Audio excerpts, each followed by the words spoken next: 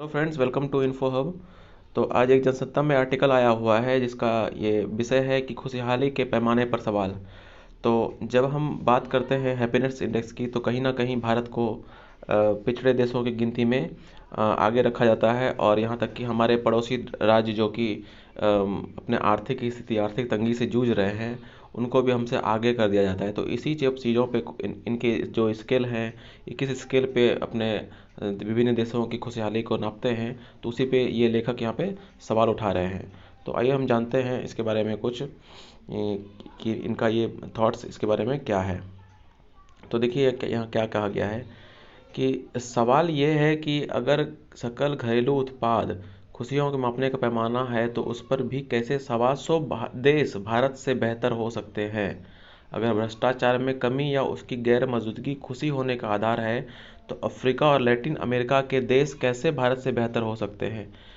तो दरअसल असल में जिन 6 पैमानों पर खुशी को मापा गया है, वो अपने आप में ही अधूरे हैं। तो हम आगे आर्टिकल को बेहतर तरीके से समझते हैं जब इसको पूरा पढ़ेंगे हम। तो इसमें क्या कहा गया है कि हाल ही में UN sustainable development solution network ने एक रिपोर्ट निकाला है, ने विश्व खुशहाली रिपोर्ट 2023 जारी किया है, और यह रिपोर्ट 150 से अधिक देशों के सर्वेक्षण के आधार पर जारी की जाती है। इस वर्ष रिपोर्ट में 136 देशों को शामिल किया गया है। तो ये इंपॉर्टेंट चीज़ है कि कितने देशों को शामिल किया गया है, 136 देशों को शामिल किया गया है। इसमें खुशहाली को मापने के लिए 6 प्रमुख कारकों का उपयोग किया जाता है। कितने कारकों का उपयोग किया जाता है, ये देखिए 6 प्रमुख कारकों का उपयोग किया जाता है।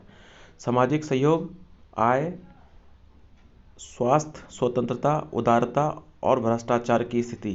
यानी कि ये महत्वपूर्ण 6 विषय हैं जिसके बारे में सर्वे करके, सैम्पलिंग करके और इस चीज़ों को रिपोर्ट को पब्लिश किया जाता है।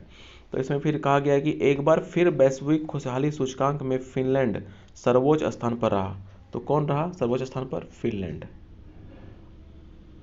इसे लगातार छठवीं बार सर्वोच्च स्थान मिला है। डेनमार्क दूसरे और तीसरे स्थान पर आइसलैंड है। तो पिछले वर्ष की तुलना में इस वर्ष भी शीर्ष 20 देशों के आंकड़ों में भी कुछ विशेष परिवर्तन नहीं हुए हैं। और एक छोटा सा परिवर्तन यह है कि लिथुआनिया ने 20वें स्थान पर पहुंचकर शीर्ष 20 में अपना जगह बना लिया है। वहीं भारत 136 देशों की सूची में 125वें स्थान पर है। तो देखिए भारत कहाँ पे है, 136 देशों की सूची में 125वें स्थान पर है। 136 देशों की सूची में ये भारत का स्थान है। तो ये जो भारत का स्थान है, तो जबकि इस सूची में पिछले 146 देशों को शामिल किया गया था। पिछले साल कितने देशों को शामिल किया गया था? 146 देशों को। तब भारत को 135वें स्थान पर रखा गया था। तो पिछली बार के मुकाबले भारत की रैंकिंग में सुधार जरूर हुआ है, लेकिन सूची में उसका नाम नेपाल, देखिए ध्यान से, इस सूची में इसका नाम नेपाल, चीन और बांग्लादेश जैसे अपने पड़ोसी देशों से भी नीचे है। यहाँ तक कि जंग लड़ रहे रूस और यूक्रेन भी इस सूची में भारत से आगे हैं।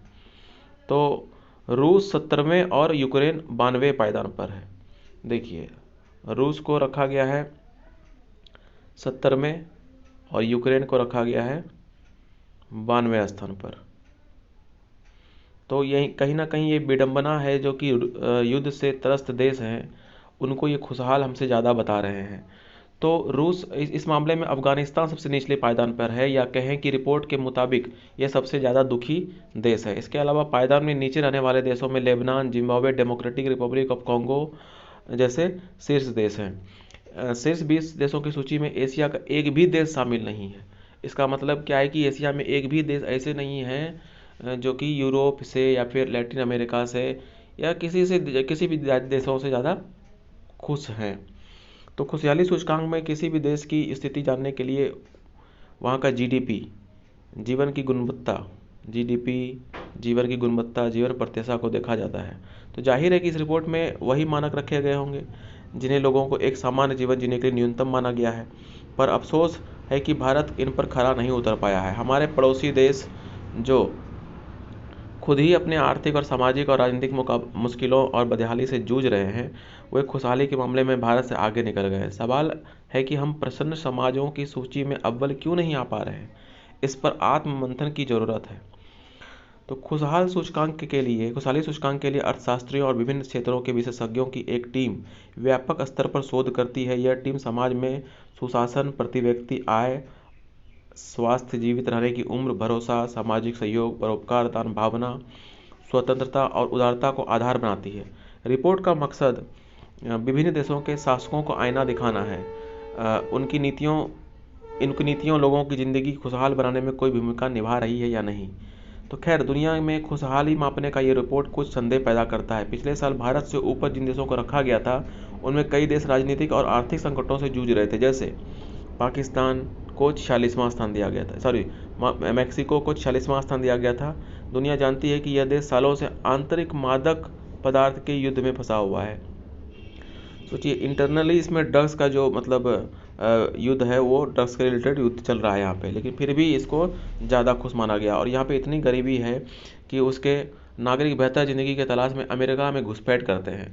इसलिए अमेरिका को मैक्सिको के साथ लगने वाली अपनी अंतर्राष्ट्रीय सीमाओं पर दीवार खड़ी करनी पड़ रही है। फिर भी मैक्सिको को हमसे ज़्यादा खुश दिखाया जा रहा है। ऐसे ही पिछले साल चीन को 72वां स्थान दिया गया था। क्या यूरोप और अमेरिका इस बात से अनजान है कि उनके देशों की बड़ी से बड़ी तकनीकी कंपनियां चीन में व्यापार नहीं कर सकती? समझिए कि अमेरिका और यूरोप की बड़ी बड़ी कंपनियों को व्यापार करने के लिए वहाँ पे चीन के द्वारा रोक दिया गया है। फिर भी चीन को हमसे आगे रखा गया है।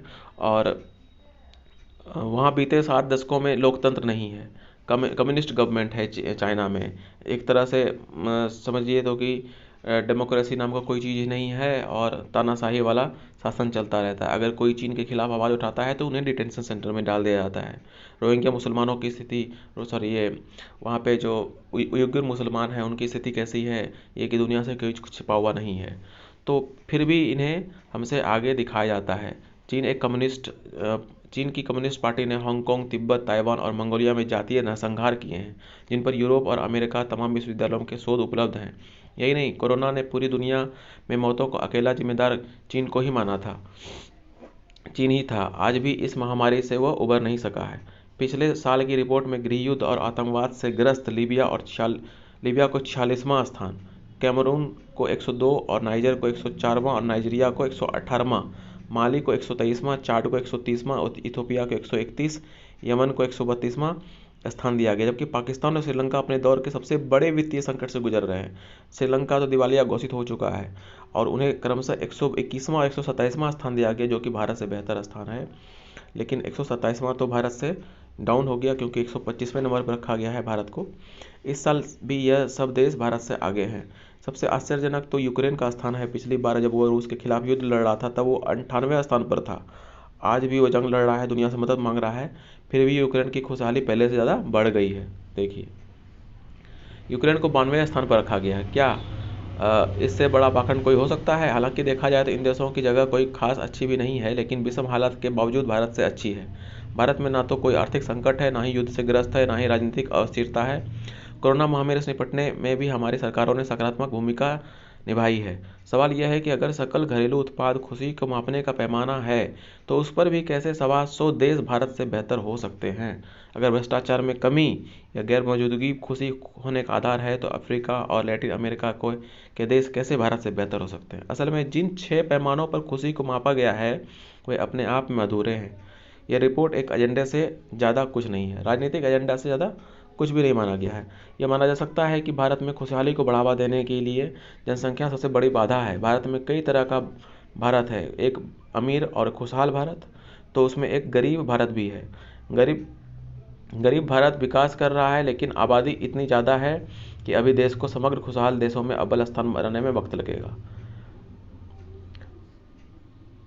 सबसे खुशहाल देश फिनलैंड की आबादी महज 55 लाख है। देखिए, फिनलैंड की आबादी कितनी है? 55 लाख। यहाँ हमारे बिहार की आबादी 11 करोड़ है।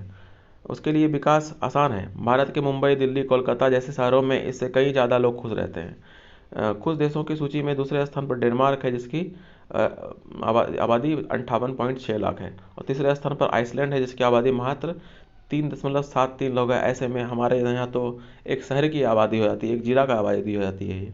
तो ऐसे में इस देशों के लिए की तुलना भारत से नहीं की जा सकती। पिछले 9 वर्षों में केंद्र सरकार द्वारा लोगों के जीवन में बदलाव लाने के लिए कई योजनाएं क्रियान्वित की गई है। जिनका लाभ लोगों को मिल रहा है। भारत की स्थिति गिनती इस विश्व के सबसे युवा देशों में हो रही है, फिर भी वैश्विक खुशहाली सूचकांक में भारत को कमतर आंकना सवाल खड़े करना है। निश्चित ही वैश्विक स्तर पर खुशहाली का यह सूचकांक देश के बहुआयामी विकास का एक आईना है। देश के समावेशी विकास को अगर यह आईना झुठलाता है तो इस विषय पर गंभीर चिंतन मनन की आवश्यकता है। तो इस लेखक ने यहाँ पे जो जो भी सवाल उठाए हैं, जो भी अपनी शंकाएं जाहिर की है, तो वो बिल्कुल वाजिब है। और कहीं ना कहीं ये एक बायस्ड रिपोर्ट है जो कि भारत की छवि को धूमिल करना चाहता है। तो इसीलिए खैर हमें अपने बेहतरी के लिए प्रयास करना चाहिए। हमें इस रिपोर्ट को सच मान करके अपने आप को और आगे बढ़ाने की कोशिश करनी चाहिए। लेकिन कहीं ना कहीं ये रिपोर्ट राजनीतिक एजेंडा से प्रेरित माना जा सकता है। तो इसमें महत्वपूर्ण चीज़ क्या थी कि हमारा जो भारत का रैंक है वो कितना है, 125वां है 136 देशों में से, जो कि पिछले साल से थोड़ा बेहतर हुआ है।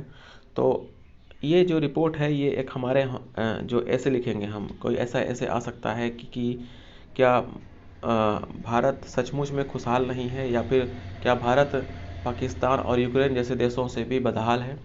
तो ऐसे कुछ ऐसे ऐसे आ सकते हैं, या फिर हमें इंटरव्यू में कुछ सवाल ऐसे पूछे जा सकते हैं, तार्किक सवाल। तो इसलिए मैंने इस लेख को आपके समक्ष लाना ज़रूरी समझा और आपके साथ में शेयर किया।